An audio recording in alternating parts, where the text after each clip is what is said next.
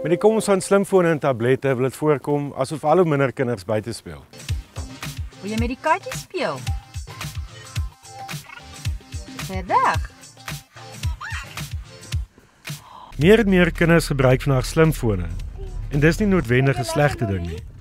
Dit kan hulle in die motor besig hou of by die dokter se spreekkamer. En vandag kan jy mens duisende speletjies en opvoedkundige apps vir kinders van alle ouderdomme. Maar kinders kan toegang kry tot onvanpaste webwerwe of per ongeluk jou kredietkaart gebruik om goed te koop. Daarom het Samsung en Apple maniere om jou slimtoestel kindvriendelik te maak. Samsung se nuwe Galaxy S5 het 'n Kids Mode wat die foon veilig maak vir kinders. En op ouer Samsung fone kan jy ook die Kids Mode app aflaai. Op Apple kan jy by Settings, General en Restrictions sekere beperkings stel afhangende van wat jy wil bereik. Jy kan spesifieke apps afsit en jy kan ook keer dat die kind bel of op iTunes gaan.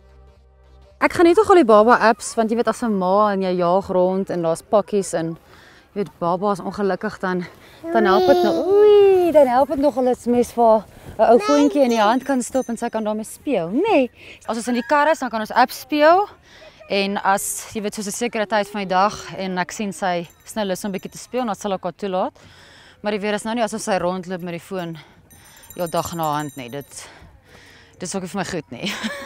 So, spesifieke tye is goeie tye. Ek dink mens moet 'n balans hê. Jy weet sy speel buite, sy speel met apps, maar jy weet dit is 'n kombinasie van die twee. Ek wil nie hê sy moet net buite speel en glad nie apps speel nie or otherwise. So dis goed. She's got the best of both worlds. Nee, en sy help vir mamma. Ja, kom.